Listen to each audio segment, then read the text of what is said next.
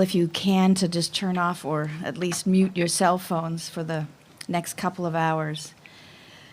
It's my pleasure to welcome you this evening to this, which is the first public intervention to be organized under the auspices of the Committee on Global Thought's signature research project on migrancy and unsettlement. My name is Rosalind Morris, and I'm the founder of that project. I want to thank, before we start, Carolyn Marino and Daniel Rivero for all their help in organizing the event, and to the CGT for its support of this project. Our speakers this evening are, of course, Sandro Mezzadra and Etienne Balibar, two scholars who hardly need any introduction, but whom I'm happy to introduce nonetheless. Before I do so, however, I want to say a little bit about the rationale and the orienting principles of this project. And I'll begin with the name, Migrancy and Unsettlement, not migration and not resettlement. The title of the project is intended to indicate conditions of being, political, geopolitical, and subjective. It implies the incompleteness and indeed the interminability of the phenomenon that we might also understand as permanent dislocation under current conditions. The project is oriented by the need to think about the persisting predicament now afflicting hundreds of millions of individuals, states of enduring and multi-leveled exclusion, and permanent transience.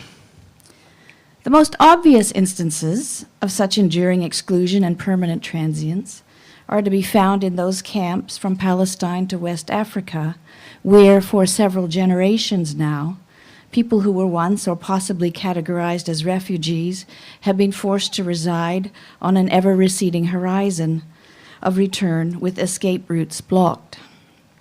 But these most obvious instances should not work to occlude from our consideration other increasingly common situations, the peri-urban communities of Chinese cities, where migrant laborers live without rights of full residency, the shanty towns around mines throughout Africa, which persist even after the closures of mines and which become the scenes of new extractive economies on the slag heaps of industrial capitalism. There are many other phenomena of this order. Indeed, it is because of the proliferation and normalization of this permanent transience and the precarious territorializations of hundreds of millions of people that the project Migration and Unsettlement has set itself the task of rethinking the terms of critical discourse in order to pursue research that can move us forward and beyond the concepts and practices that dominate international civil society and even our most well-intentioned common sense. But I'll start with a few numbers from that domain of international civil society and our well-intentioned common sense. In December 2015, the International Labor Organization estimated the total number of migrant laborers in the world to be approximately 232 million people, of whom 13% were between the ages of 15 and 24. More recently, the United Nations High Commission for Refugees has stated that as of 2017, the world population of forcibly displaced people is approximately 66.5 million people. In China alone, an estimated 252 million individuals were moving from rural residences in search of work in urban centers in 2011, a number that has almost certainly increased since then. China's internal migrants have their counterparts in other countries, although they are rarely tracked so well. Much migration, both internally and interregionally, goes untracked. Therefore are, for example, no reliable statistics for regional migration in sub-Saharan Africa, in the AFPAC region, or the Mekong Delta, areas in which the historical movement of people, much of it coerced by colonial capitalism in the aftermath of anti-colonial warfare, has been perpetuated as the impossibility of surviving in place. Some people want to read the current surges in migrancy as continuations of centuries and even millennia-long patterns. But contemporary movements are undertaken in the aftermath of the establishment of national and other boundaries that precisely resist and intrude into those patterns, transforming them radically. We may even consider today's migrancy as the contemporary form of the enclosure, which in an earlier time enabled the rise of industrial capitalism. And we're going to talk a little bit about that in a moment. In any case, the question posed by the Migrancy and Unsettlement Project is how to understand phenomena on this scale without relinquishing the necessity of responding to the singularities of experience and the specificities of national situation, of the life worlds of those who inhabit nation states and their peripheries, their internal exteriorities. Our task is thus conceptual and not merely documentary. We actually began last year with a few axioms and commitments. The first of these is to question the presumptive opposition between the refugee and the economic migrant on the basis of a relative capacity to exercise free will in movement, as happens in legal discourse and in the Western media. Without disputing the need to extend to many people the securities that a concept of refugee can make available in the short term, the concept of freedom on which this distinction is based, and the misunderstanding of the demands made on individuals by extractive capital and in the face of economic destitution needs to be rethought. In a conversation with Etienne Balibar last spring, I argued that mobility, as a capacity to move, must be understood to encompass not merely the economic and political right to move, but also the right to not be moved. The relationship between movement and mobility, as well as immobility, is not one of simple opposition. Indeed, these terms are discontinuous and differently related. Distinguishing between movement and mobility permitted us to think as well about the origins of contemporary populist ressentiment, which in so many places expresses the frustration of those who feel themselves unable to move, even as it cathects itself to the foreigner who comes to appear from that point of view as excessively mobile. Distinguishing between movement and mobility also permitted us to understand that many who are classed as migrants have been precisely immobilized in their movement, deprived of the ability to move freely in the very moment that they are forced to do so. Again, the refugee camp is a figure for this, but not an ideal type or a paradigm or a model. It is for this reason that we've invited Sandro Mezzadra and Etienne Balibar to speak this evening. Both have made several important interventions on this topic. Sandro Mezzadra is the author, with Brett Nielsen, of the groundbreaking book, The Border as Method, or the Multiplication of Labor, in which he argues that border phenomena have proliferated precisely to the extent that they enable new kinds of capital, and especially financialized capital, to operate, and that they must be thought in relation to these economic processes, which are not fully intelligible as problems of sovereignty or nation-state political structures.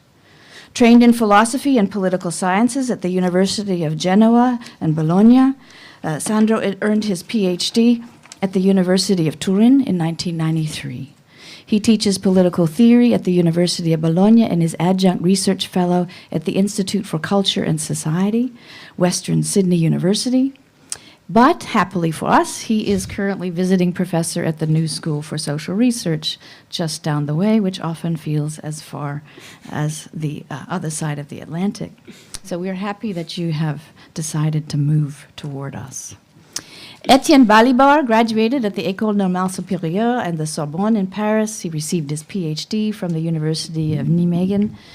He's taught in Algeria and France and is currently Anniversary Chair of Contemporary European Philosophy at Kingston University, London, and, also happily for us, visiting professor at Columbia University. His books include Reading Capital with Louis Althusser, Race, Nation, Class, Ambiguous Identities, Masses, Classes, Ideas. With Immanuel Wallerstein. With Immanuel Wallerstein, I'm sorry. Yes. The Philosophy of Marx, Spinoza and Politics, We the People of Europe, ? Reflections on Transnational Citizenship, Identity and Difference, Equilibrity, Political Essays, Violence and Civility.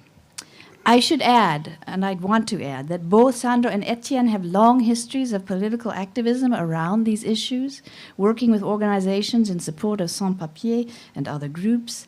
Their theorizing has been linked to these forms of engagement, and they have not, at the same time, been reducible to them. So without further ado, I want to ask you to join me in welcoming them and to ask Sandro to start us off with his prepared remarks. Etienne will engage him in conversation. I will moderate the discussion and add my own 2 bits every once in a while. And we will then open the floor for a collective discussion. So please welcome Sandro Mezzadra and Etienne Balibar.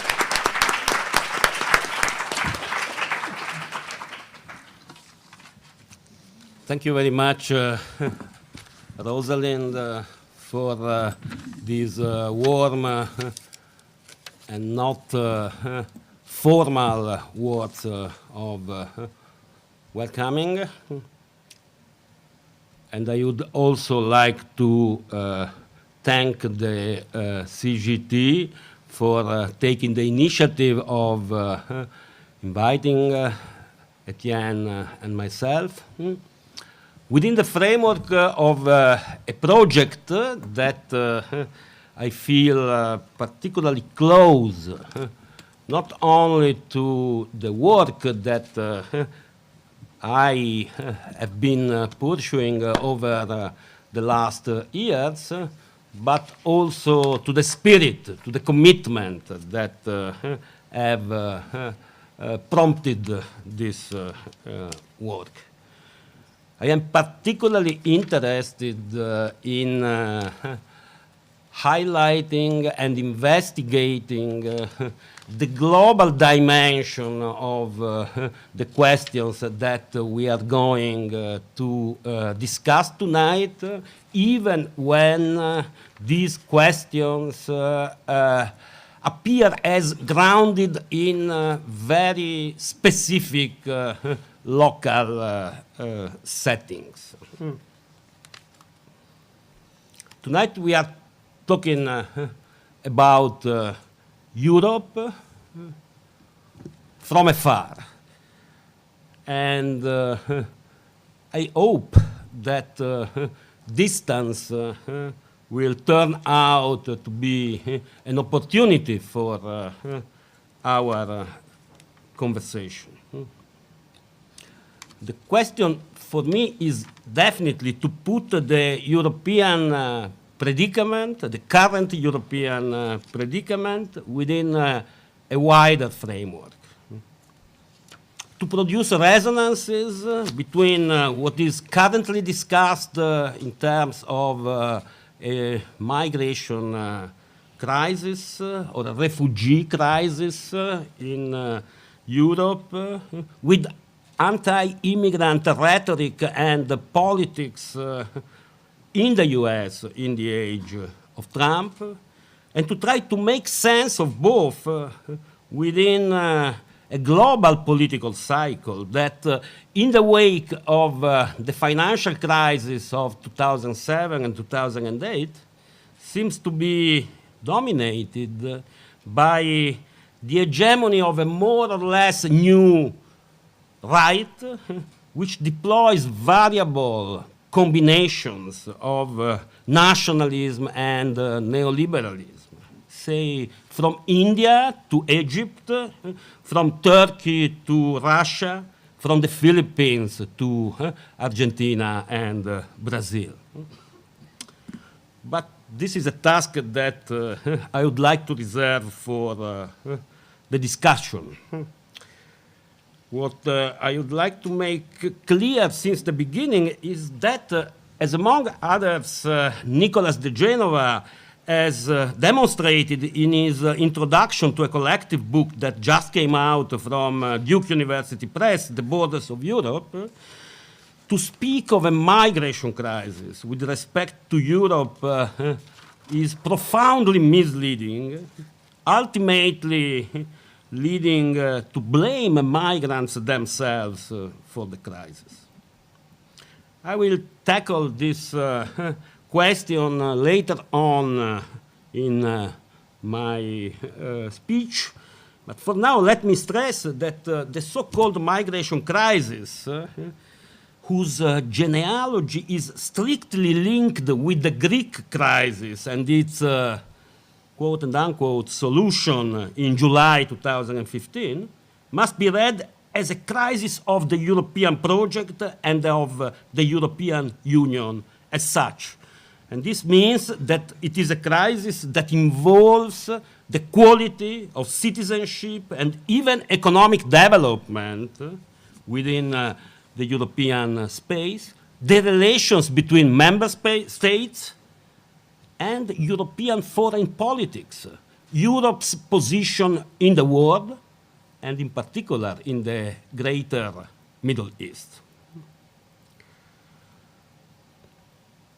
Couple of words about my own engagement with the topic of the border. I have been working on this topic, on the nexus between borders and migration for several years now, basically through the participation in collective political and research projects. And in the last decade, as Rosalind was mentioning, collaborating in particular with my Australian friend and colleague, Brett Nielsen. So on a personal note, let me say that the topic of the border was completely outside of my academic as well as political training, which took place in Italy in the last decade of the Cold War. It was in the 1990s that the situation changed dramatically due, as far as the European experience is concerned, to at least three interrelated developments. New borders were traced through fratricide, bloodshed, and wars in former Yugoslavia. New borders of a different kind emerged through the foundation of the European Union in 1993 and the integration of the so-called Schengen acquis into its law. Thirdly, new movements of mass migration were beginning to challenge the European external frontiers. In particular, again, as far as I am concerned, in the Mediterranean. Just think of the arrival of thousands of Albanian migrants in Bari, in the south of Italy, in 1991, popularized by the 1994 film by Gianni Amelio, L'America, and of the Qatar Rades shipwreck in 1997, with a death toll of more than 100 Albanian migrants following a collision with an Italian Navy ship. It was in the same years that I started to be involved in migrant struggles and self-organization in Genoa, the city where I was living at the time.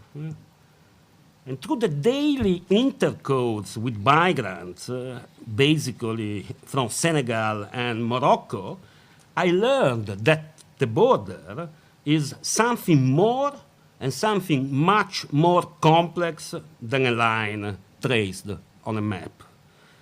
It was from migrants that I learned not only what it takes to cross a border when you do not have the right passport, but also the multifarious ways in which the border reproduces itself well beyond the moment of crossing, inscribing itself onto urban spaces, as well as individual and collective biographies, articulating labor markets and citizenship, sometimes enabling specific cultural and even economic forms of transnationalism but more often than not, deploying, hierarchizing effects that shape society writ large.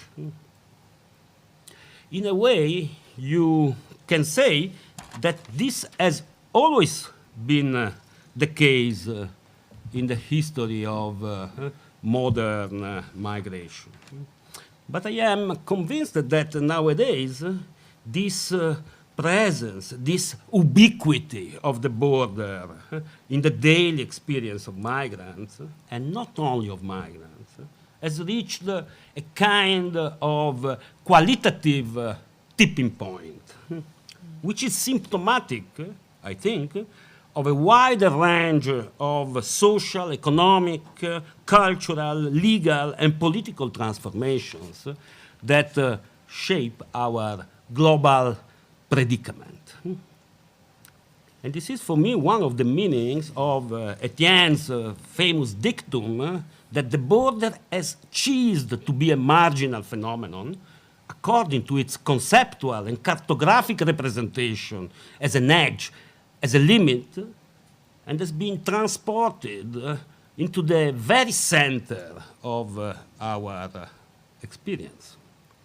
This also implies the dissemination of specific forms of violence that should be theoretically contained by stable borders across the societal fabric writ large.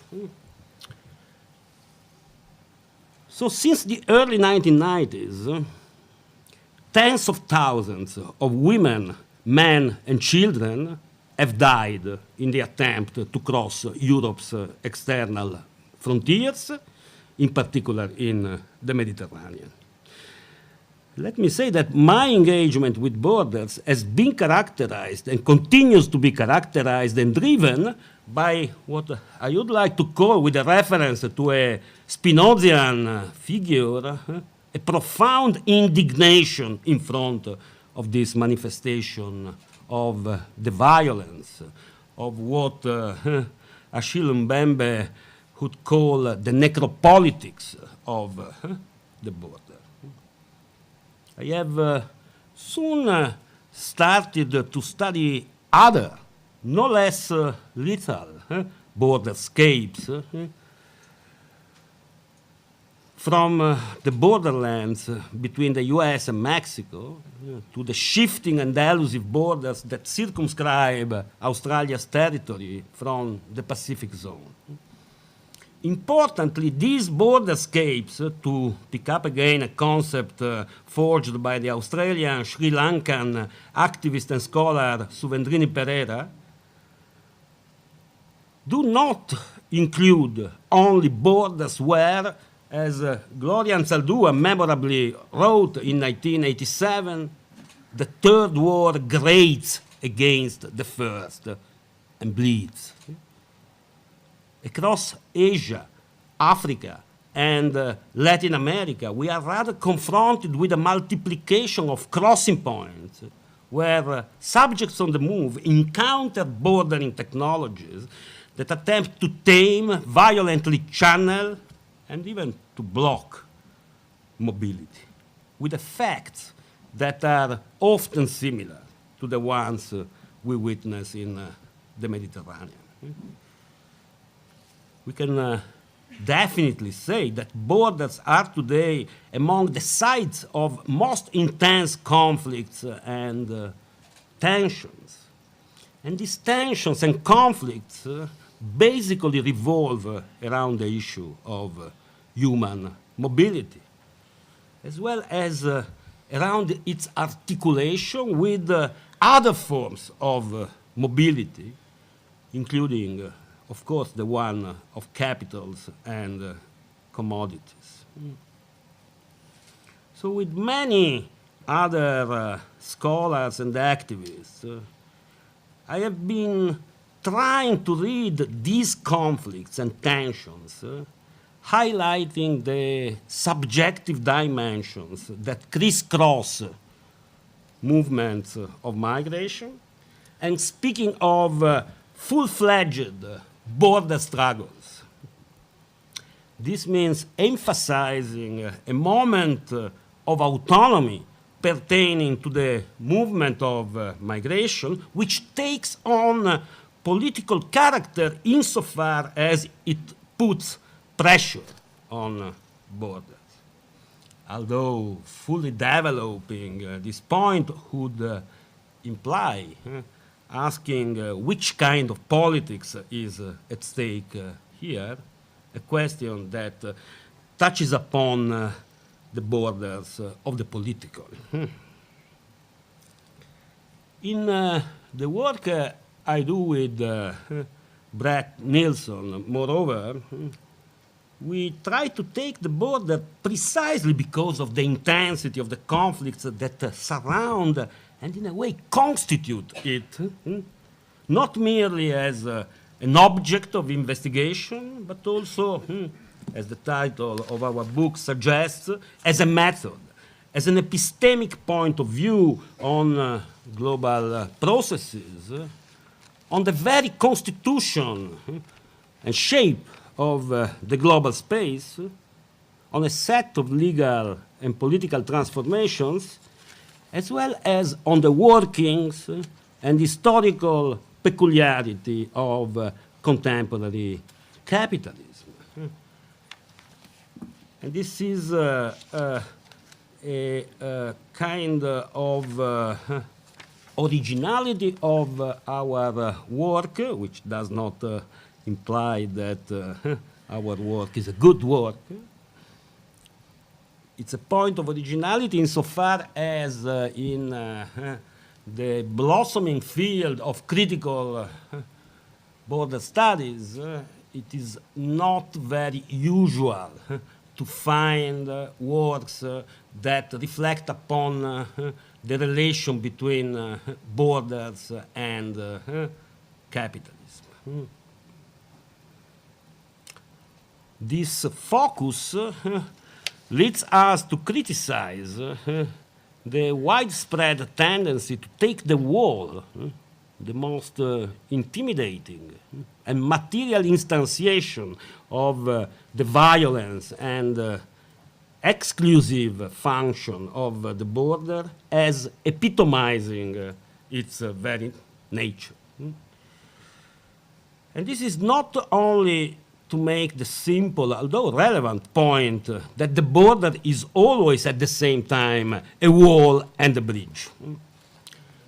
It is also an attempt to develop, to forge an approach to the border, to its political economy, if you wish, that aims at criticizing at the same time the exclusion it performs and the ways in which its operations shape processes of inclusion. Behind our criticism of the binary inclusion-exclusion that leads us to propose the concept of differential, hierarchical inclusion, there is a more general awareness of the fact that the difference between inside and outside has been placed under duress in the last decades, not only as far as international borders are concerned, but also with respect to social, economic, cultural, quote and unquote, integration, which means to the degree in which one is inside or outside the labor market or citizenship, for instance. So following this conceptual thread, we investigate in borderless method not only processes of multiplication of borders, but also their transformations. In particular, from the angle of the articulation of traditional geopolitical borders with a panoply of internal boundaries, often more elusive, but no less real in deploying their hierarchizing effects. So while we are aware of the multiple stakes of border conflicts and struggles, as I mentioned before, we try to make sense of these processes of multiplication and heterogenization of borders from the angle of a critique of political economy, focusing in particular on the multifarious roles that borders perform in the production of labor power as a commodity. So shortly put, what we stress is that the operations of borders concur to shape the conditions under which mobile subjects enter specific labor markets and, to put it in Marxian terms, sell their labor power.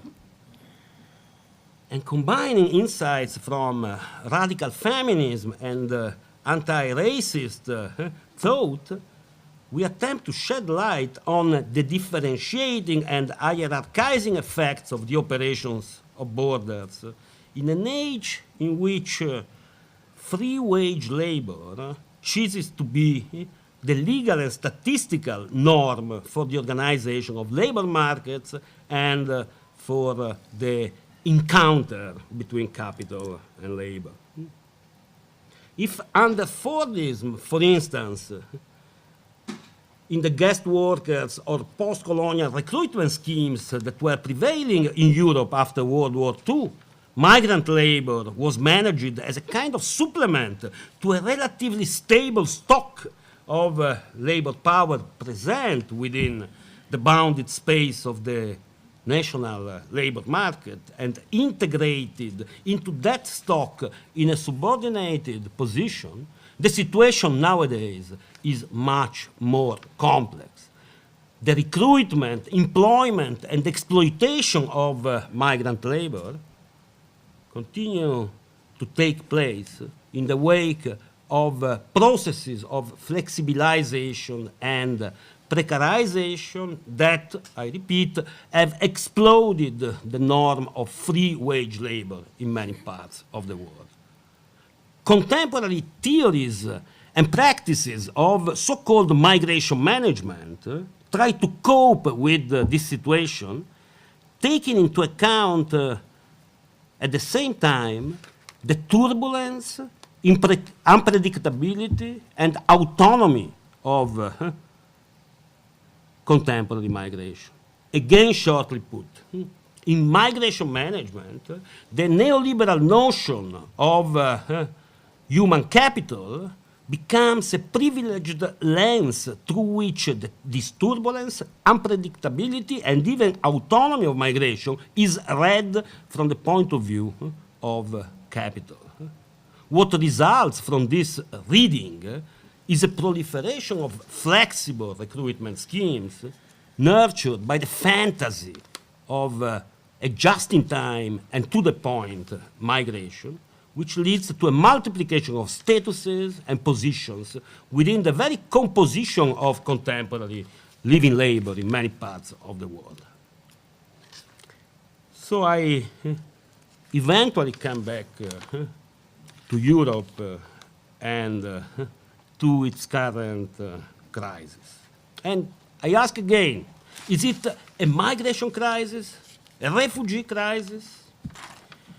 Beyond what I was saying at the beginning of my talk, I would like to add that the current crisis is to be understood, first of all, as the crisis of a specific European border regime that has been in the making since the early 1990s.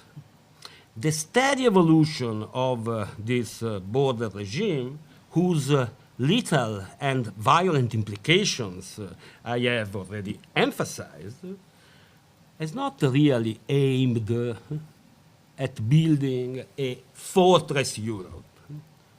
It has rather attempted to establish a system of dikes and filters consistent with the theories of migration management that I have just mentioned.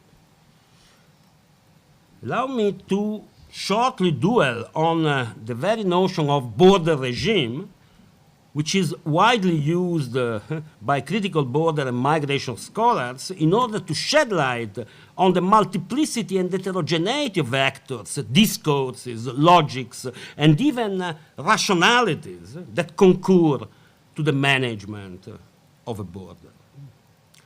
Europe is a perfect case study in this sense, considering that security, humanitarianism, economic utility, and demographic concerns have shaped the evolution of a border regime within which member states have continued to claim exclusive sovereign competence, while on the ground, the management of external borders in particular has involved a panoply of actors, from state to international actors like the IOM, the International Organization for Migration, from private subjects as transportation carriers to humanitarian organizations such as the UNHCR and even NGOs. The European framework of this border regime has been kind of crowned by the evolution of the Dublin system for asylum procedures and by the establishment of Frontex, the European Agency for the Coordinated Management of External Frontier Control, in 2005. One of the founding characteristics of this complex and mixed assemblage of power, to borrow a term from Saskia Sassen, has been the variable geometry of its operations. Externalization, which means involvement of neighboring and third countries in the management of the European borders in particular, is a key aspect of the European border regime, at least since the agreements between Germany and Poland in the early 1990s, and continues to be so after the EU-Turkey deal of March 2006, and with current desperate attempts to find an interlocutor for such processes of externalization in Libya, no matter if such interlocutor turns out to be a militia, formerly branded and targeted as involved in trafficking human beings. The heterogeneity of the European space and its post-colonial material constitution, often emphasized by scholars, have been enabled and mirrored by the multiple scales of operation of the European border regime.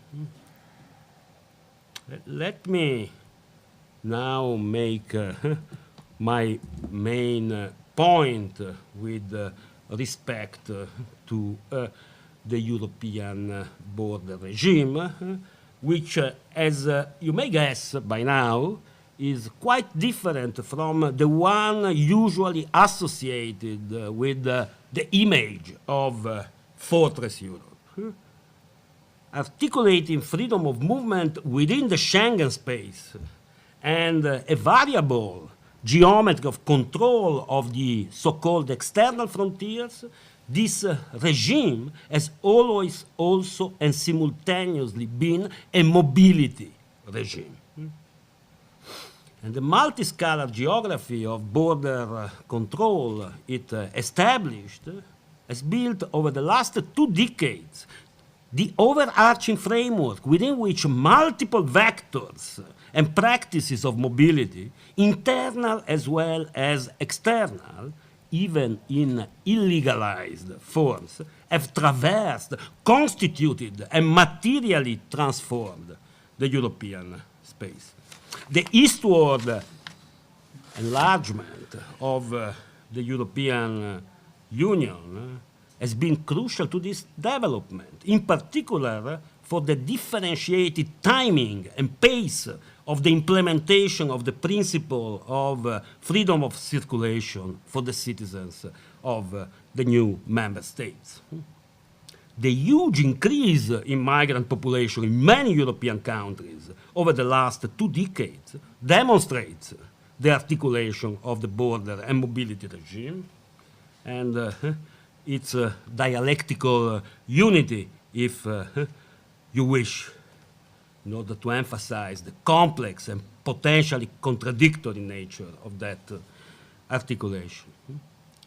Processes of illegalization of migrants, the very administrative, legal, political production of migrant illegality, connected among other things with the establishment of peculiar regimes of detention and deportation, have played a crucial role in enhancing the sustainability of very important economic sectors, from construction to care labor to agriculture in several European countries, including, but not limited to, South European countries like Spain and Italy.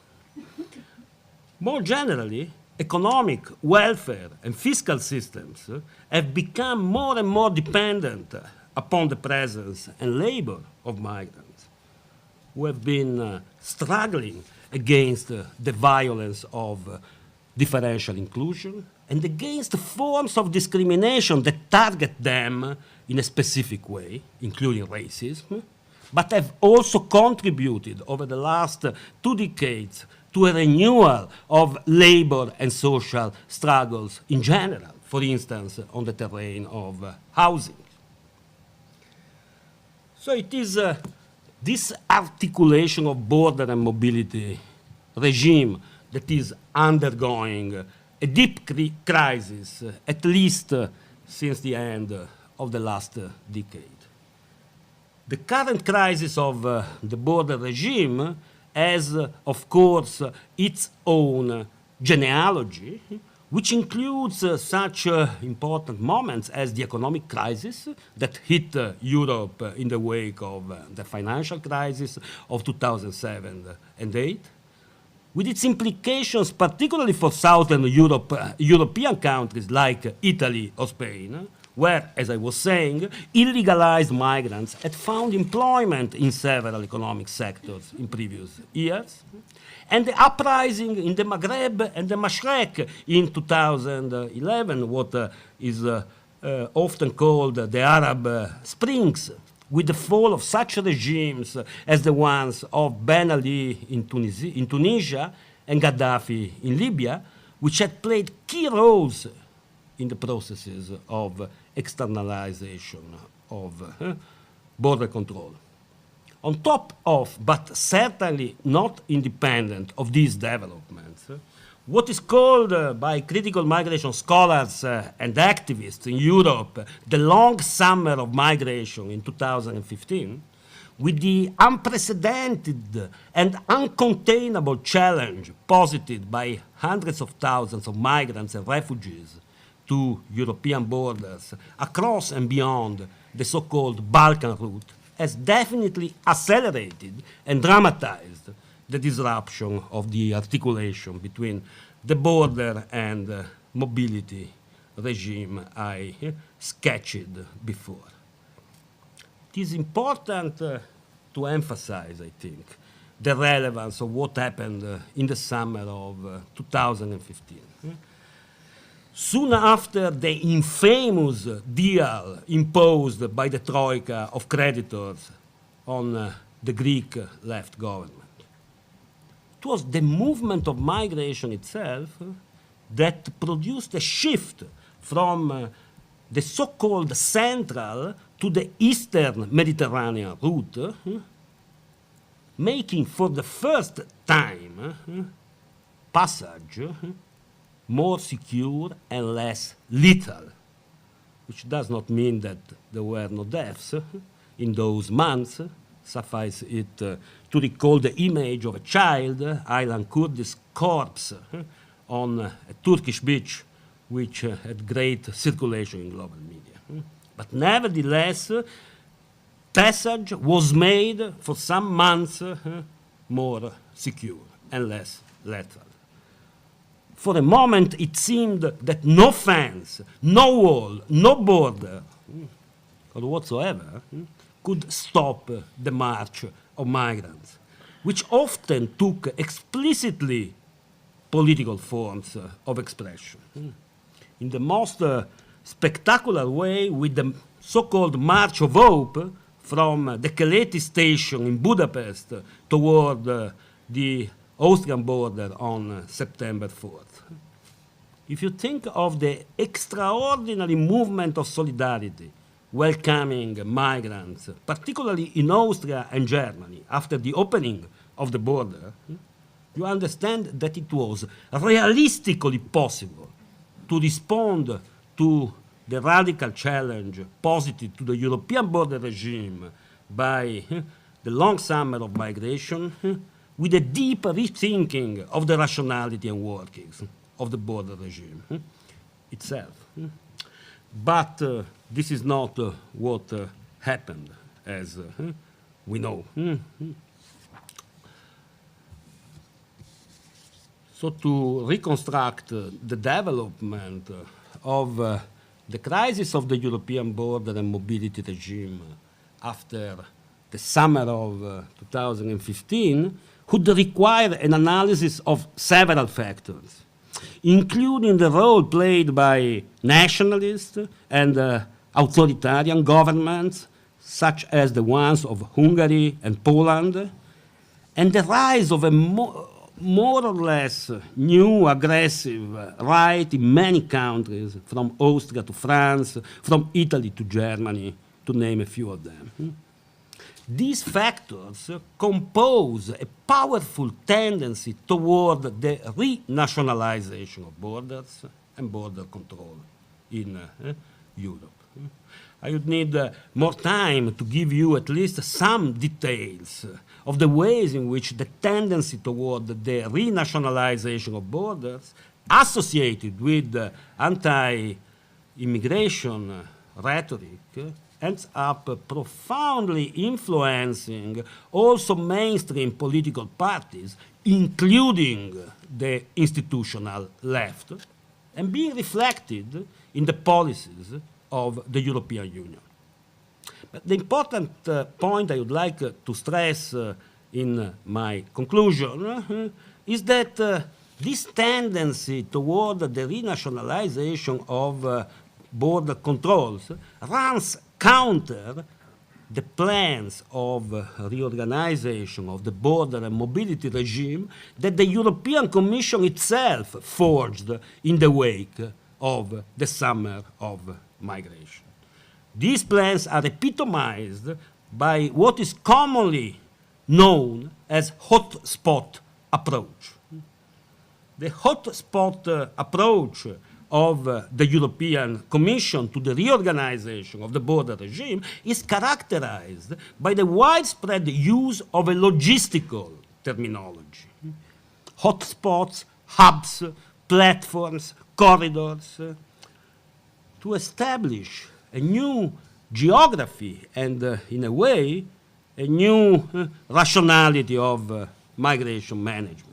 The channeling of turbulent, unpredictable, and autonomous movements of mass migration through spaces of transit and holding, as well as governmentalized routes, is meant to enable a process of filtering and selection, according to a multiplicity of taxonomies and distinctions that the summer of migration had radically challenged, from the great divide between refugees and economic migrants to further partitions of those two figures. It is easy to see, nevertheless, that this plan of logistical reorganization of the European border and mobility regime does not work on the ground. Some hotspots are simply transformed into contention and detention centers, while others are used as control devices of the so-called secondary movements of migrants and refugees within the European space, which means of the stubborn and autonomous practices of mobility through which migrants and refugees continue to challenge European borders. The tendency towards a renationalization of border controls definitely contributes to producing this situation. The hotspot approach of the European Commission and the tendency towards a renationalization compose nowadays a kind of fatal double pincer which radically limits the mobility of hundreds of thousands of migrants and refugees in countries like Greece and Italy, while it haunts, more generally, people actually or potentially on the move towards Europe.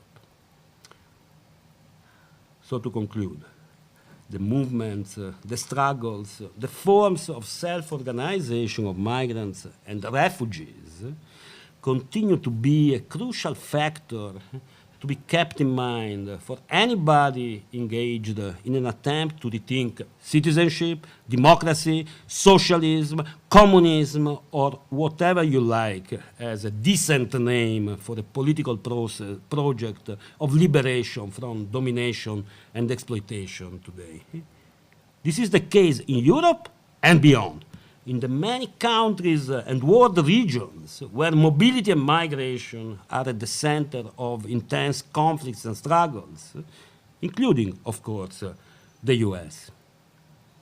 So while we ask questions regarding the meaning of current anti-immigration rhetoric and politics for the very future of democracy and even capitalism, we also have to emphasize the unruliness of contemporary migration, the extraordinary struggles of migrants and the ordinary practices with which they resist against racism and discrimination in their daily life. Thinking of Europe, and even more specifically and parochially of Italy, I am tempted to say that migrants are often lonely, too lonely.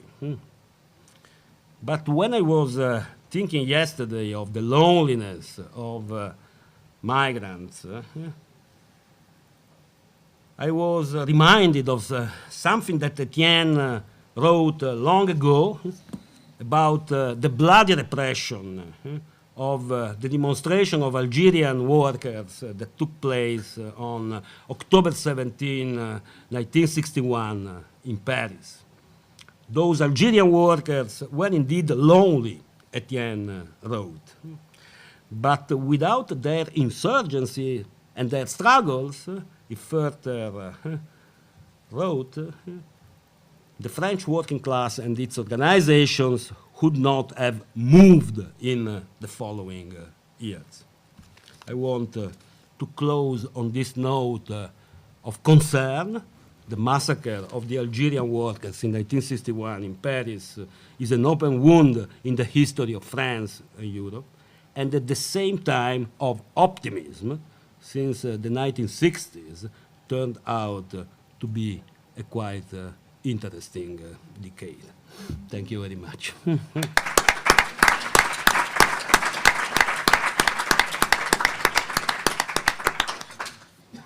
Etienne, My turn? your turn. Thank you. Well, I think we have heard a fairly... Can you hear me? Does it work? Is it enough? Oh, wonderful. Oh, close. Then nightmare. Close means that I can't see my notes. Like that? Better? Yes. Okay. So I think what we've heard a fairly remarkable example of the fruits, the intellectual, and I'd add moral and political fruits that Mezzadra's method and his work together with But, Nelson and others. and others, many others. You mentioned De Genova, didn't mention Veronica Gago, but this is a whole network in which you are certainly not a boss, but you are a kind of inspirational, I would say, figure, and this for many years now. And therefore, I don't have to express at length why I was so eager, together with my friend and colleague Rosalind Morris, to have him come to Colombia for the first time, which I am sure will not be the last, or at least I hope.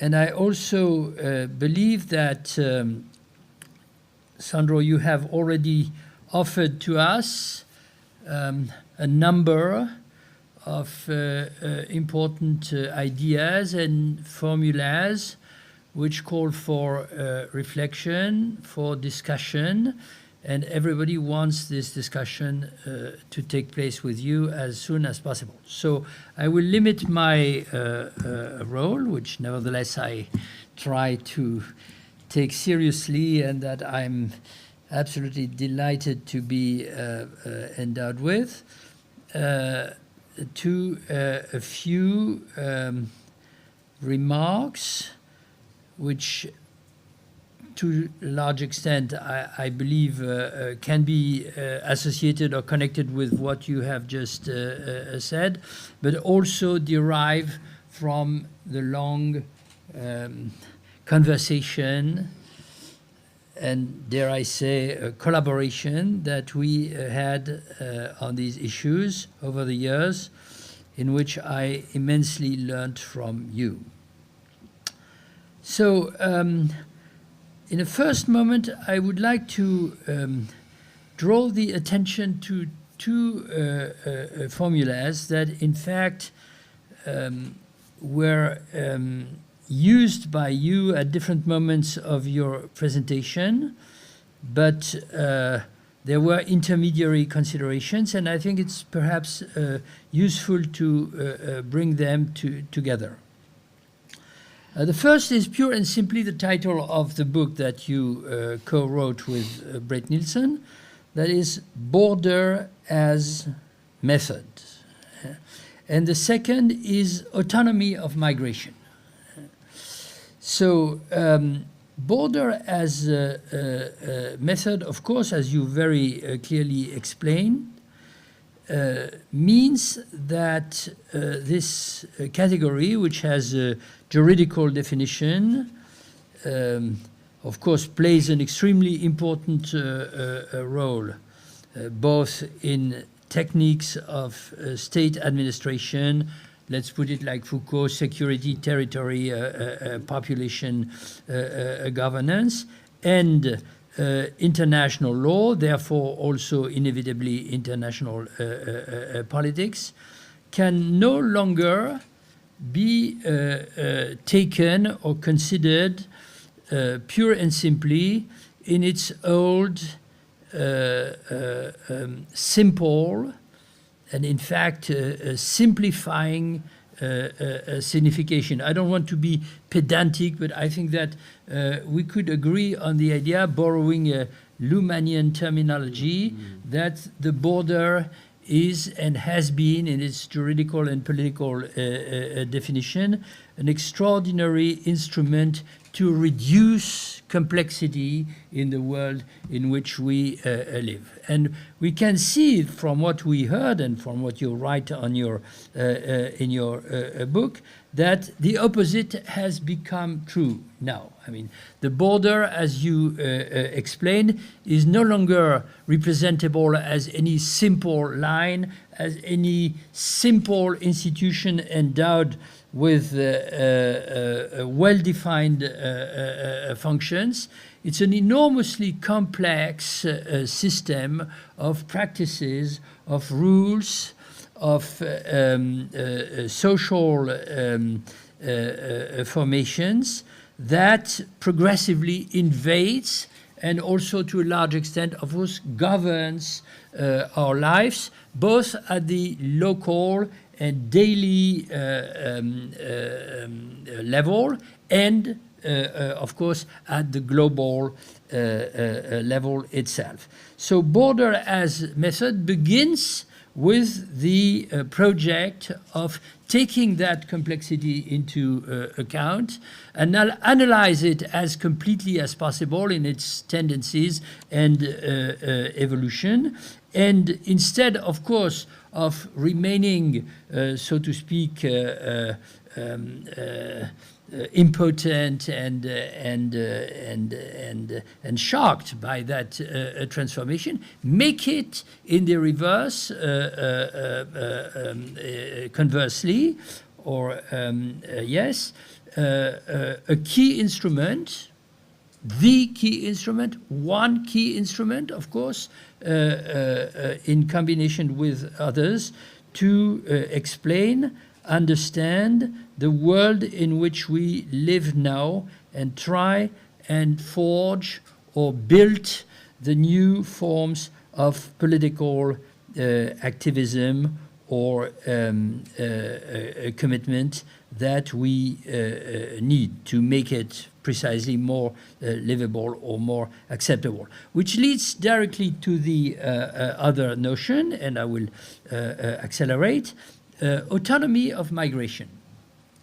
Of course, as you very clearly expressed, and I hope that Rose will agree, we find here quite a remarkable convergence with the objects or the intentions of the research project that she's heading, particularly when she wants a clear distinction between migrancy and migration, or where is the other? Yes, it is. Unsettlement. Yes, unsettlement, rather than resettlement. The result or the direction in which that method aims at is a full understanding, a complete understanding of the autonomy of migrancies, if you allow me to shift to her word. Now, clearly, autonomy means two different things, although, of course, Sandro works in the intermediary space and moves continuously between the two poles, because, in fact, of the very polysemy, I would say, and that's part of its importance, its price, I would say, its value of the term autonomy. On the one side, descriptively, if you like, or sociologically, this means that migrancy can no longer be considered kind of side aspect, partial consequence, secondary determination of certain more fundamental or more basic phenomena, which are demographic, administrative, political, or especially economic in a critical sense, particularly those which have to do with the construction and the use of the labor force. But the reverse is true. Of course, Sandro doesn't say there's only migration that explains everything.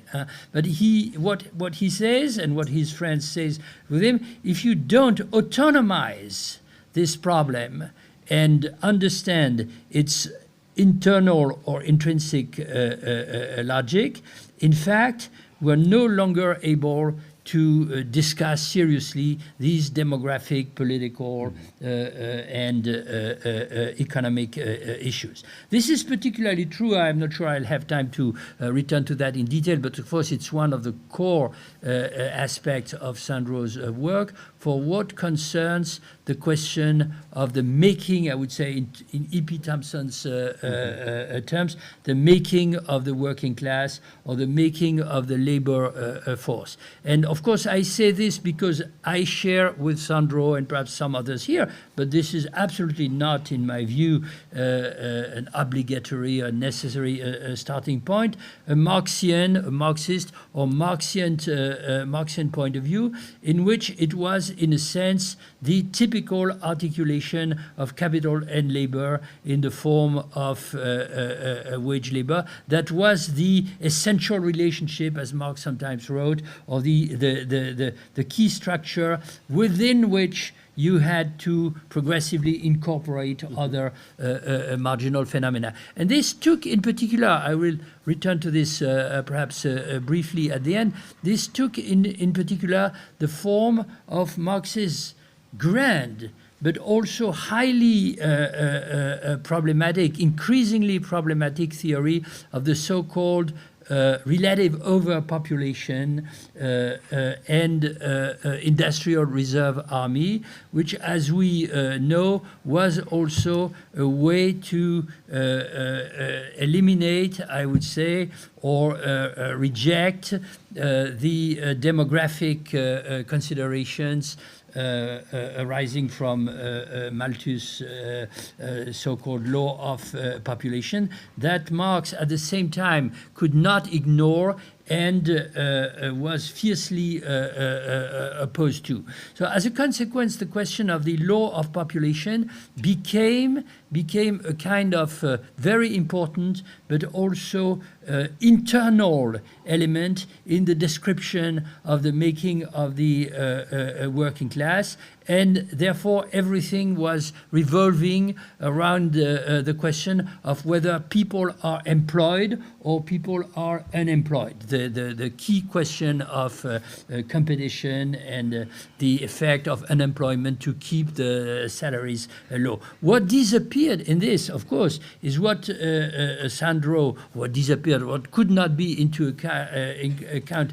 as a central phenomenon, is what Sandro and Brett described as the essential heterogeneity of the labor force under capitalism, the multiplicity of its forms, with which come, of course, possibilities of exploitation under different forms. Heterogeneity, which itself is indissociable from the geographic span, I would say, or a space in which capitalism develops, which itself is inseparable from the fact that the labor power moves continuously in that space. And therefore, this is not a secondary dimension in the definition of the labor power. It's a crucial and a permanent phenomenon whose transformations we have to discuss. Of course, another no less important aspect of this reversal, of this reversed point of view, has to do. How much did I speak already? 10 minutes?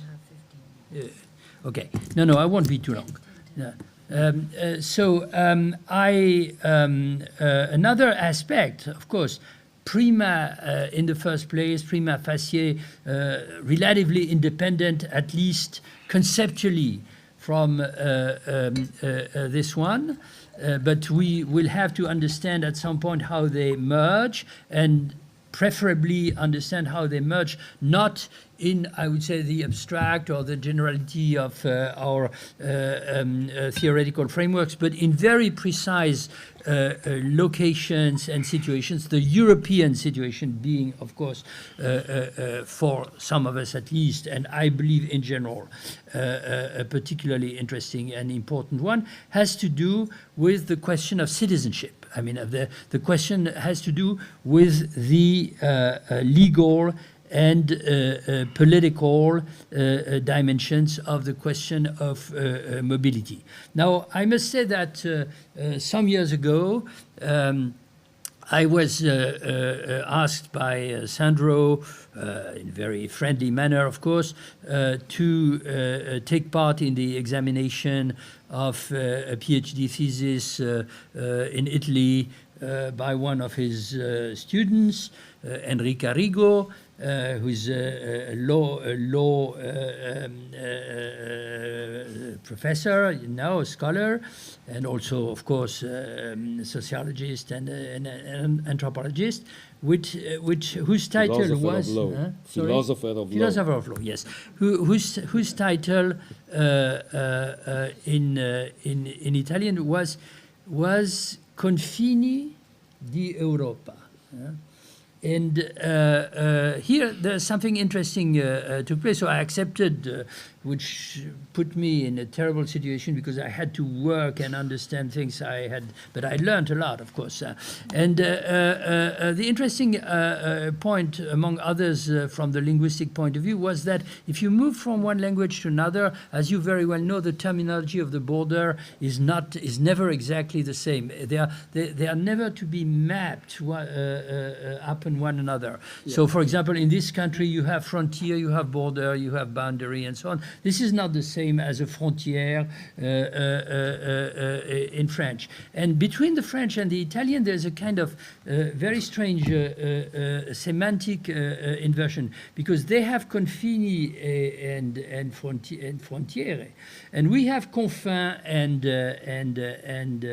frontière.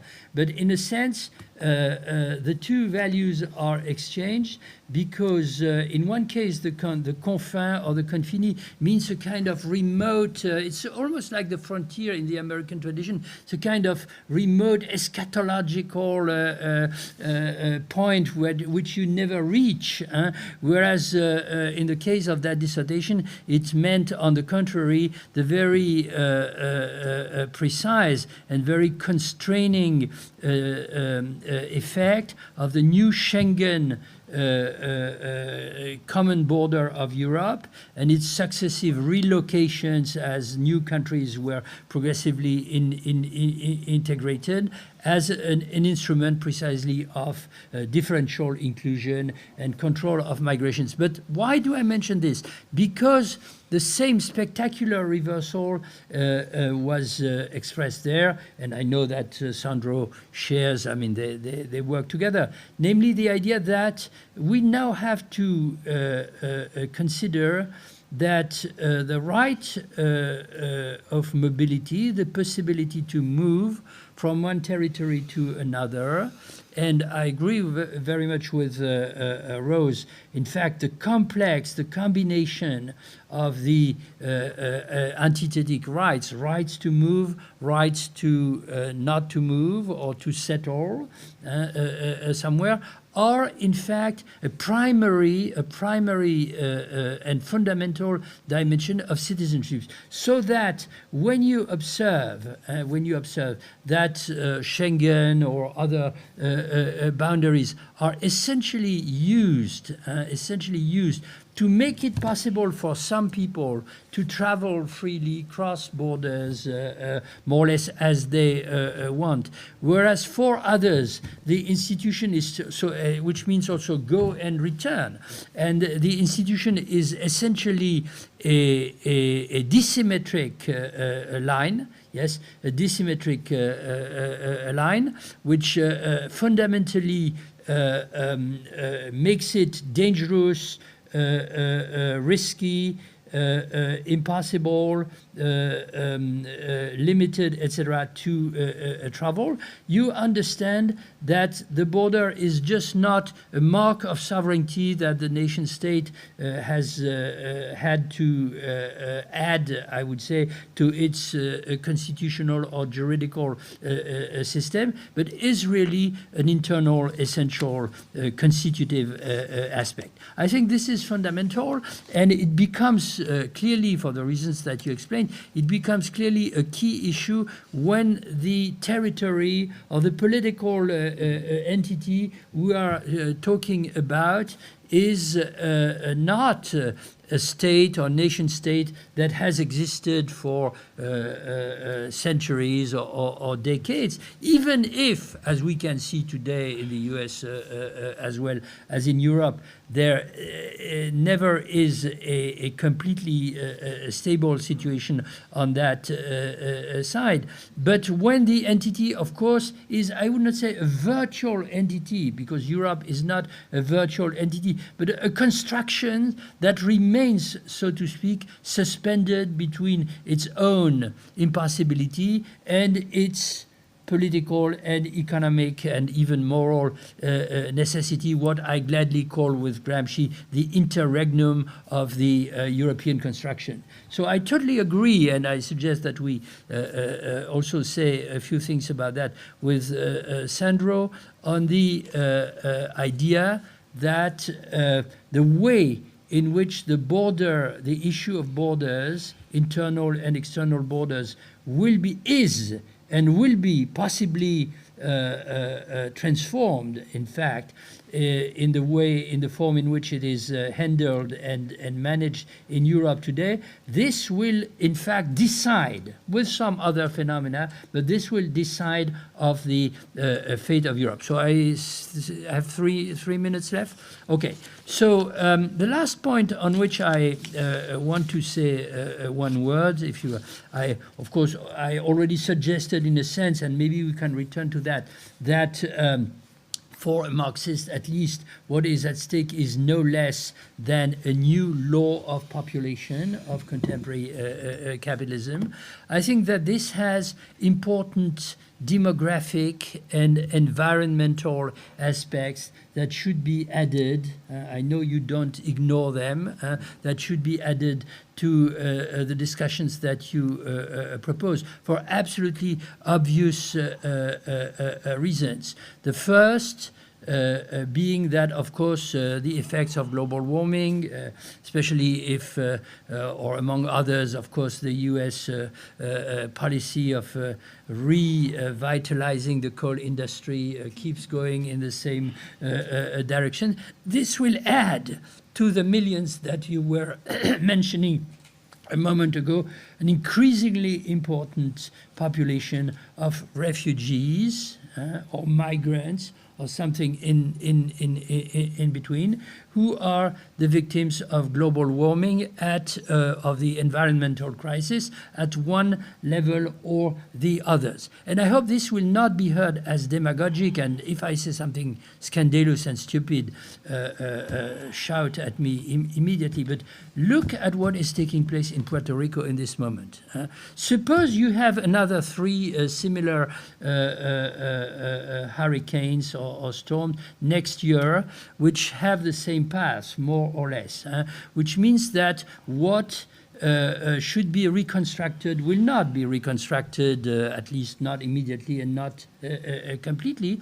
You'll have American citizens from Puerto Rico who will try to move to the mainland of the United States. But this is only one small and partial aspects of the similar. Second, there is a demographic aspect in that which keeps haunting me. I know that demographers, when you talk to them, very strange, very funny to discuss with demographers, economics. They're firmly convinced that the only economic law that is absolutely proven and indisputable, or economic anthropological law, is the one that concerns the progressive transformation of demographic regimes when the standard of living and the type of employment of people changes. So the consequence of that, I read this recently in some place written by somebody I estimate, is something like in 2 centuries from now, the world population will be 4 billion people. It will not keep growing indefinitely. I know we're already at 8, so it will be reduced progressively. And of course, these people will have to move from some parts of the earth to others because the equatorial regions will have become totally unlivable, whereas the North Pole will be a very charming place to stay. So let's imagine that this transformation has taken place. Everything will go smooth. The only problem is that in between there's a difficult political and sociological problem of transference from one place.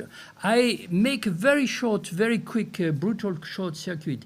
I believe that one of the obsessions of racist, increasingly numerous racist citizens. They are citizens in such places as Europe and probably the United States as well, who completely ignore what Sandro has explained about the absolute need of mobility and transformation in the regime of the labor force, has to do with what I will use intentionally the most racist formula or the most influential of the racist formulas that we hear these days in Europe. It's reverse colonization. Of course, this is an obscene formula in many respects, but it also explains what is on the order of the day. The kind of new fascism that is, in a sense, rising its ugly head around us in Europe. And don't believe this is only Hungary. This is France. Italy. This is Italy, maybe. And in France, it's not just, it's popular. It's popular, and the kind of violent police operations that the French government, under successive presidents, has waged in Calais or in Nice and La Roya Valley, which have been more or less publicized. This, of course, meets with indignation, as you say, because there are many citizens that are revolted by that, and they take part in initiatives of solidarity and support, but they are a minority in this moment, and the huge majority of the population, I would say, is neutral, but is still ambivalent. So you were right to take the example of the massive solidarity in Germany and Austria. This is extremely important. It's not finished, I believe. It's not finished. But it's also clearly meeting obstacles and producing a counter movement. So I don't believe, that's perhaps my only minor point, but I don't think that in the end you would disagree, but I hope so at least. I don't believe that only the extraordinary capacity of the migrants themselves to struggle, to impose their rights or to define their rights and bring them to the fore, show how they are necessary and why they cannot accept to be treated as subhumans or pure and simply eliminated to reduce their number. I don't think that with this will be sufficient. We need the citizenship or the active citizenship of the migrants themselves. We need the citizenship of our compatriots as well. So the legal and the illegal, and we must invent something that I tentatively call somewhere co-citizenship, but I don't particularly stick to that word, which means in fact that the emancipatory subject in the coming situation is by definition a hybrid or a double or a collective subject that combines in fact these two forces. Sorry for being too long, and thank you very much.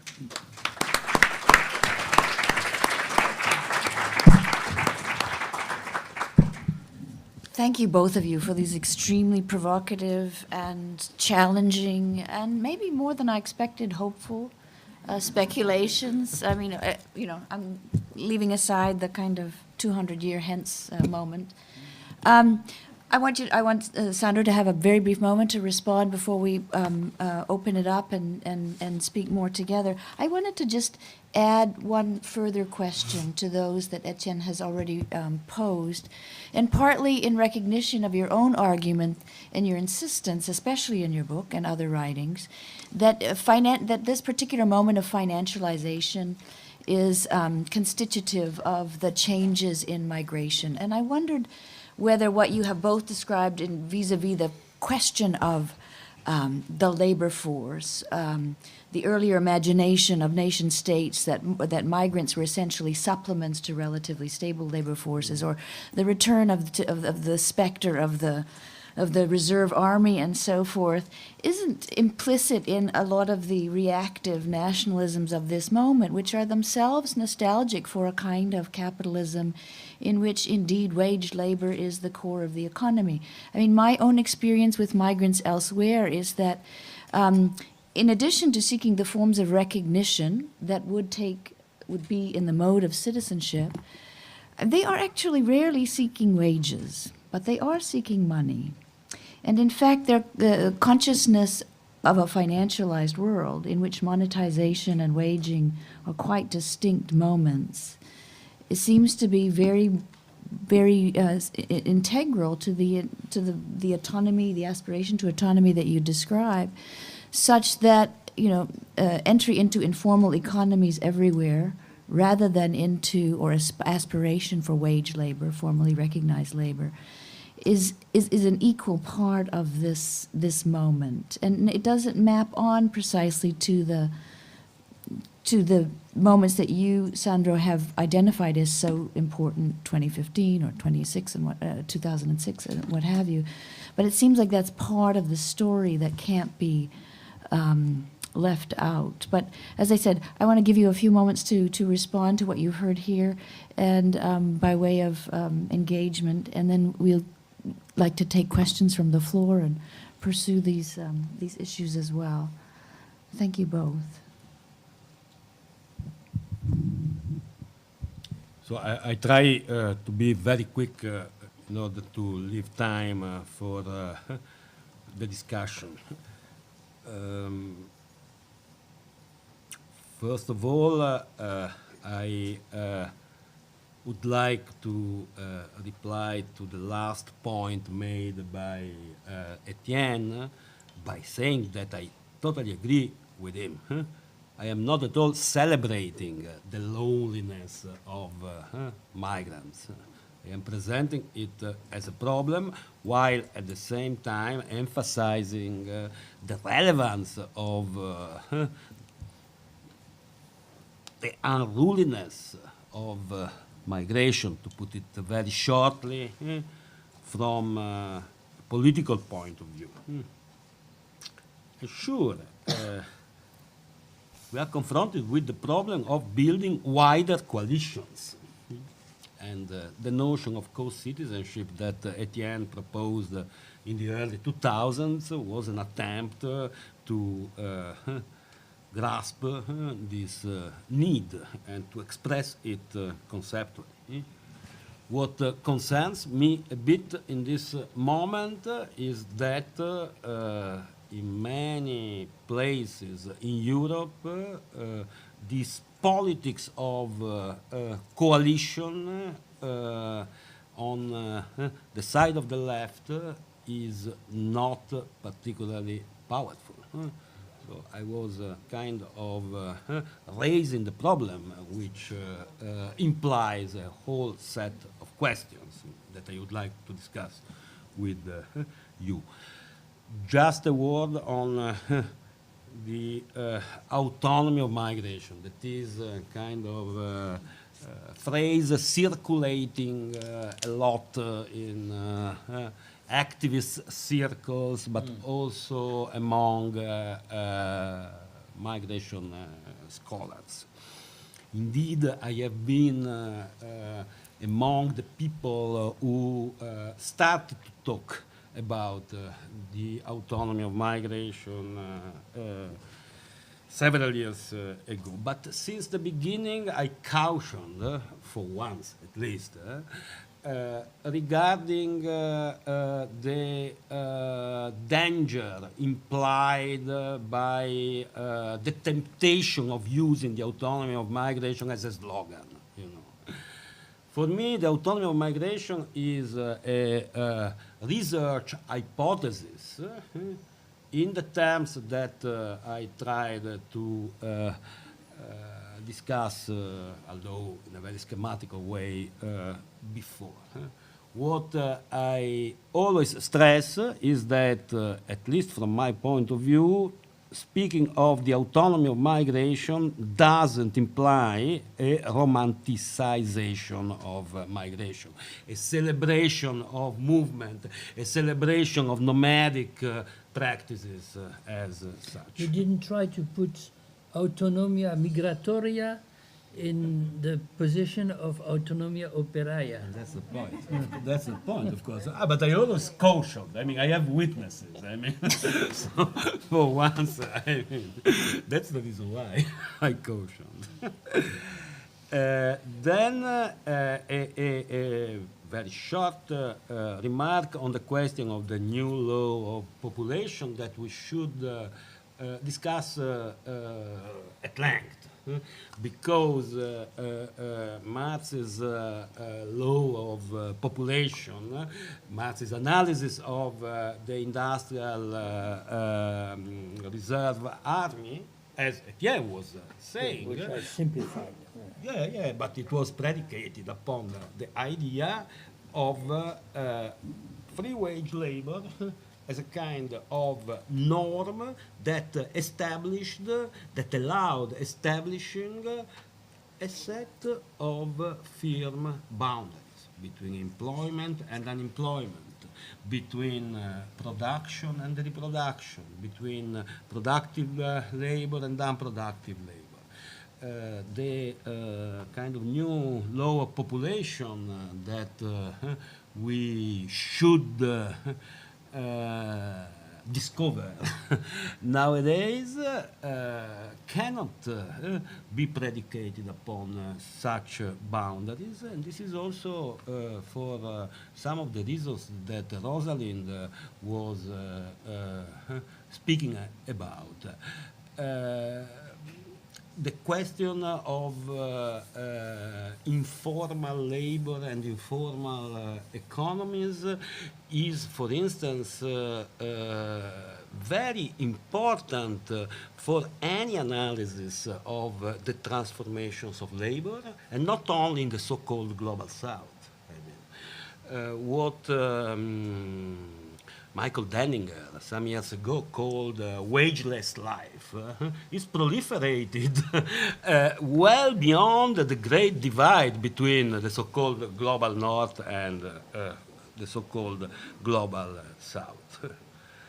And Etienne was mentioning, and I close with this, my collaboration with Veronica Gago, an Argentinian friend and scholar.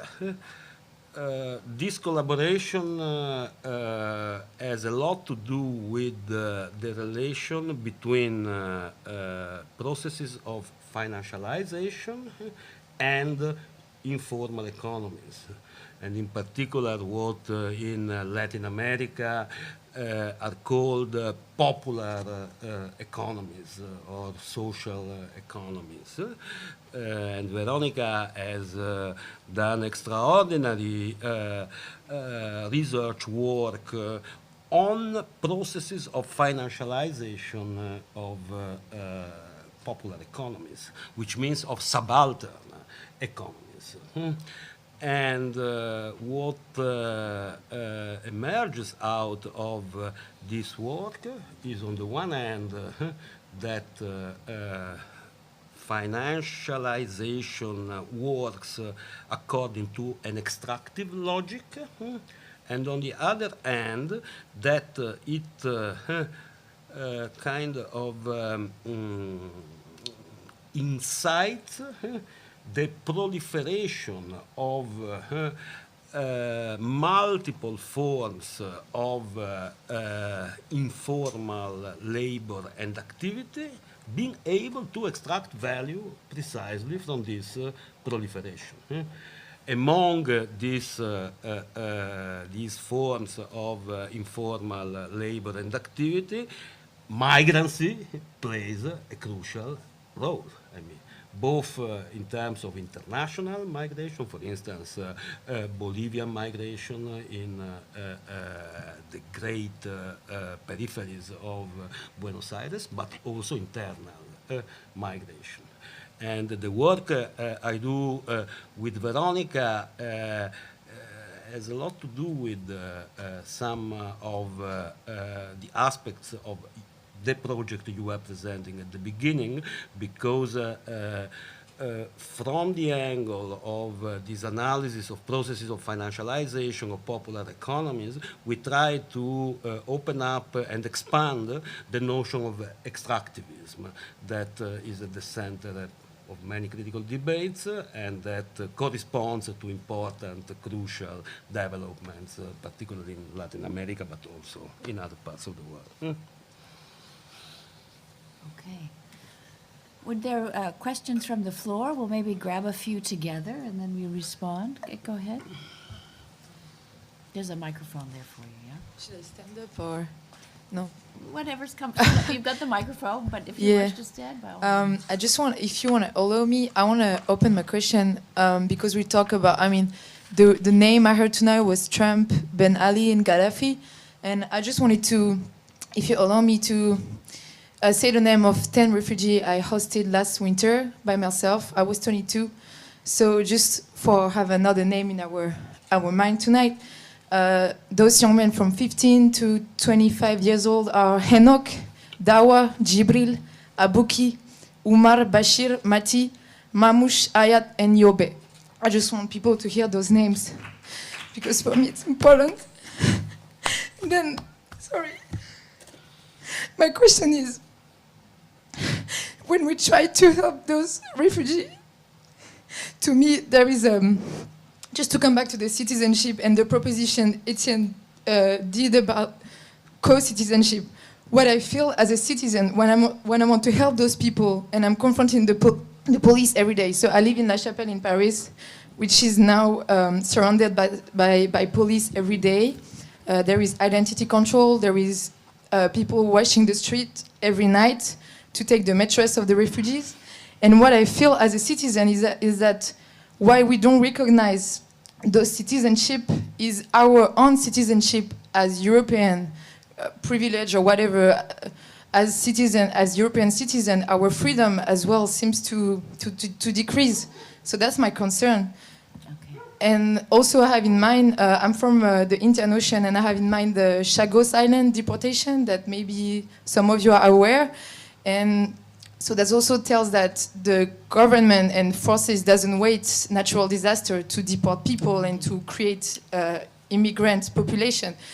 And so sometimes I just keep studying. I'm young, but I'm keep studying and reading theory, political theory, and I can't find a solution sometimes for action or just to build new organization.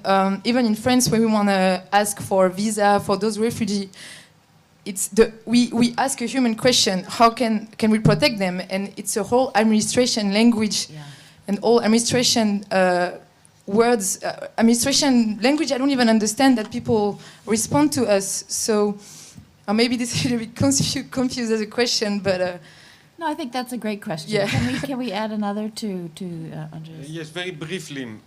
So if we agree that the extreme right in Europe, in the United States, in the global north in general, and the institutional right have strengthened their positions because of, around migration, taking a negative stand. My question is, and I wonder in all these last years, why the left has not done the same? To take the other position, the institutional left, not social movements left, the institutional left. Since it has lost, in case, the traditional working class, the traditional unions, why it has not turned the border struggles into a leftist international struggle? Why it hasn't happened? This is a question that bothers me for many years now. Okay, and we have one more question here, and then we'll take another set in a moment. Okay. Thank you. I want to speak from the perspective of a migrant refugee of... Oh, sorry. No, close to your mouth.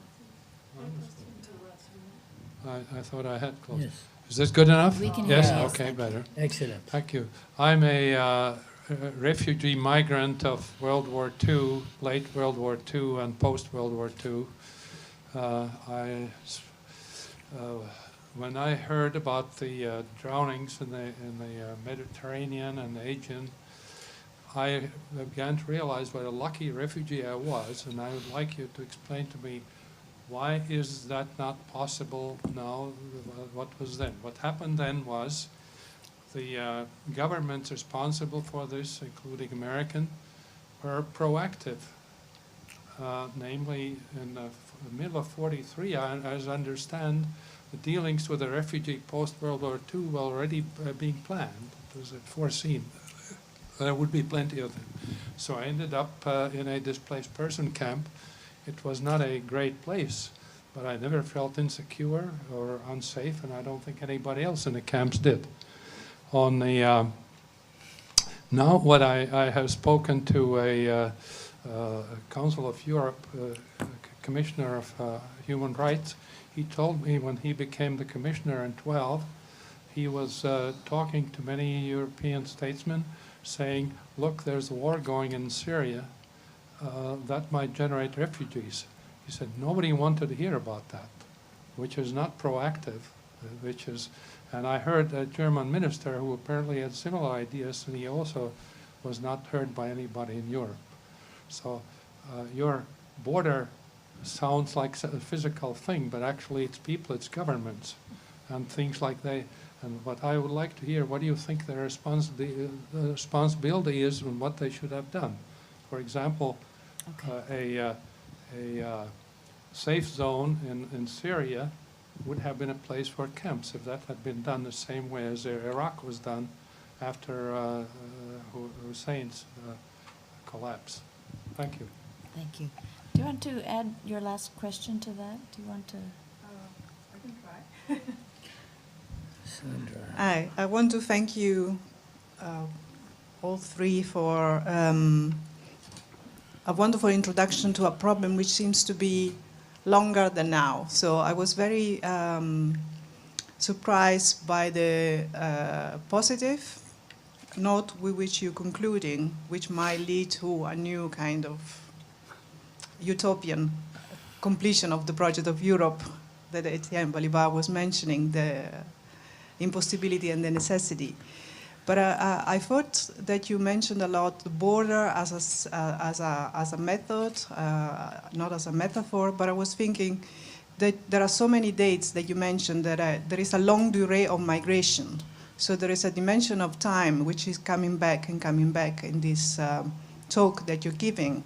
And I'm trying to think, what is the role of time, not only of space, in your rethinking of the future of Europe, let's say? Because in a way, it is like the long durée would allow us to get out of this notion of crisis and to think that this is an emergency which is unique, which is exceptional, and think in a larger time, in a deep time, in a way, would allow us to see migration as a part of human mobility and civilization. So not something which is exceptional, but something which is actually the normality. In a way, will help us to rethink the role of citizenship in deep time. So whether you had any idea how time would play in your rethinking of Europe. Okay, so we have questions about the differences between earlier and later moments of treatment of the refugee. We have a question about strategy on the left, and we have a question about the conceptual reorientation that might reframe the problem entirely. And we have Yeah, I don't forget. police. operations. in I don't Paris. forget the first question, and I think it is particularly important, both regarding what is happening in La Chapelle as well as in many other places that are far away from the border in Europe, but also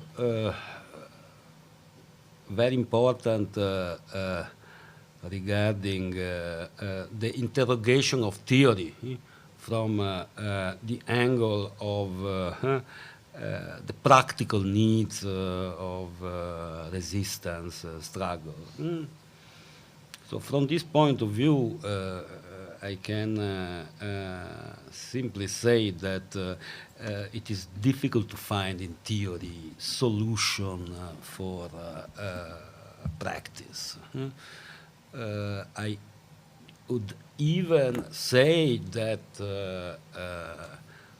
also against the background of past experiences in time, it is important to emphasize the gap, between theory and practice, because this is the best way in which a theoretical work can become useful for practice. Not providing solutions, ready-made solutions, easy solutions, but in a way helping to frame the right questions.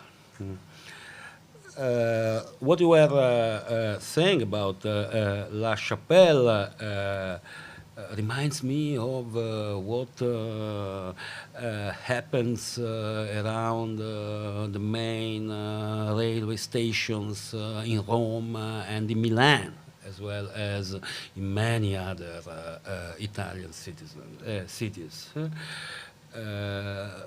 I think that it is more than legitimate to read such developments as manifestations of, let's say, the violence of the border within a space that theoretically the border should circumscribe.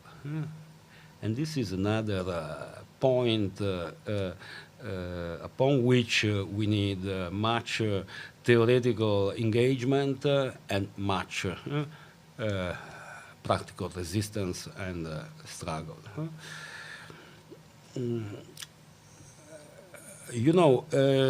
The question of the asylum system soon after the Second World War and now is a very important question that points to kind of completely different political situations at the world level then and now. The way in which the asylum system worked, epitomized by the Geneva Convention, was part and parcel of the system of the Cold War.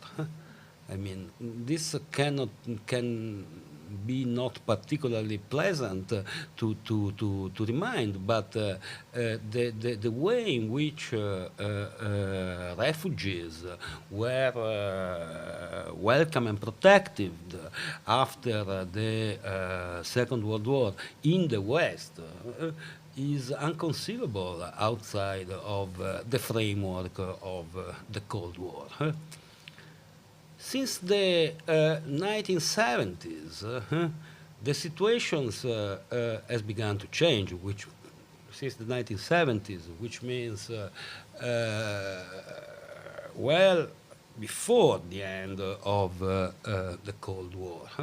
If you want to take a kind of symbolic manifestation of this incipient change, it's of course the boat people in the wake of the Vietnam War and other wars in the area.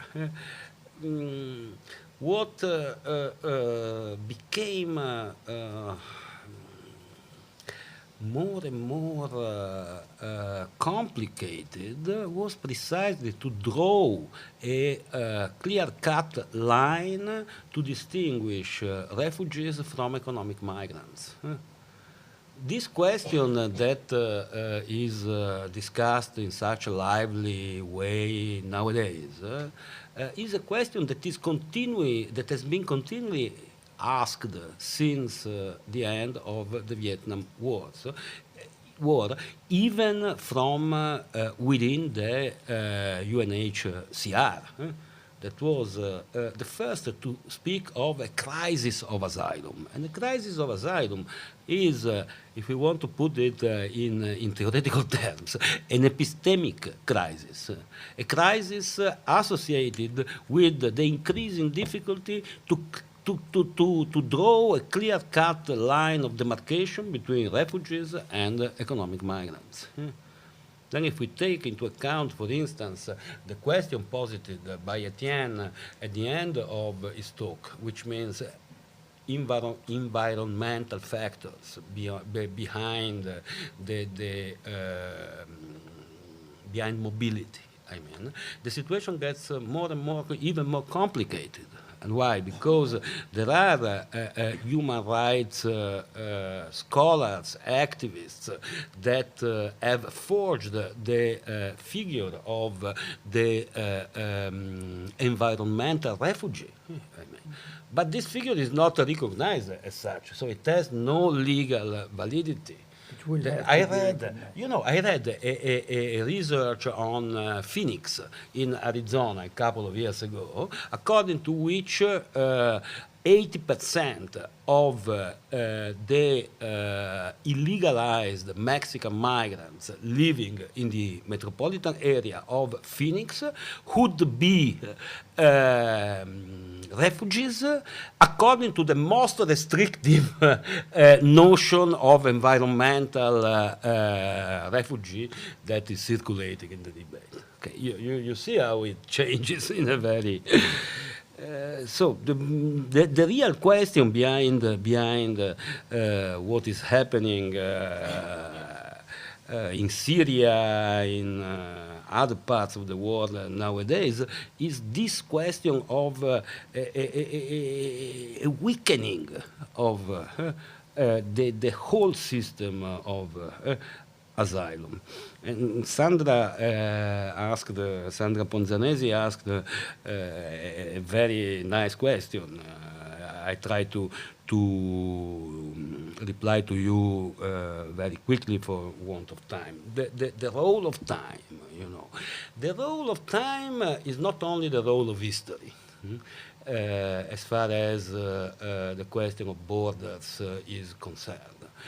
Just think of the temporality of waiting, the temporality of living in holding camps. I mean, this is a temporality that is becoming more and more common in the experience of migrants in many parts of the world. And this is the reason why, for instance, in our book that it is a bit saturated from a theoretical point of view, we also introduce the notion of temporal borders. We look at the temporal dimensions of the working of borders. And then, there is the problem of time as history. That is a problem that you see in many parts of the world, of course, because borders have their history. Just think of the history of partition of the South Asian region and how it is reflected in the complexity of the borders between Bangladesh, India, Pakistan, and so on. your question was about Europe in particular, and I do think that taking history into account is very, very important. I'm not really sure, I must be honest, that to speak of human mobility as the norm in history can help us very much from a political point of view. You know. I don't think this is a really striking and convincing argument, although promoting, the awareness of mobility as something normal is, of course, important. I left. Sandro, I'm going to have to do that other horrible exercise of the question of time soon. So we may have to. I left. You have left Andreas's question, and you have one sentence response, but the rest we must continue in the aftermath of the formal You are event, right. I'm afraid. But So, one sentence, really. The left is divided on this topic, Andrea. The institutional left is, I don't know if it is still divided, but okay. But also the so-called radical left is divided on the topic. I mean, just think of the positions of Sarah Wagenknecht in the left party in Germany. I mean, Or Mélenchon in France. or Mélenchon in France. Yeah. And we have to. it's entirely possible to In explain. one sentence, this is what I can say. This venue is about to remove us, and we will all be forcibly removed very shortly, which saddens me because the conversation is clearly acquiring an intensity and a passion that we need to allow to happen. So that must happen in the outer regions, as they say. Please, thank you so much, Sandro and Etienne, for an extraordinary. Thank you. Thank you very much. And more to be continued.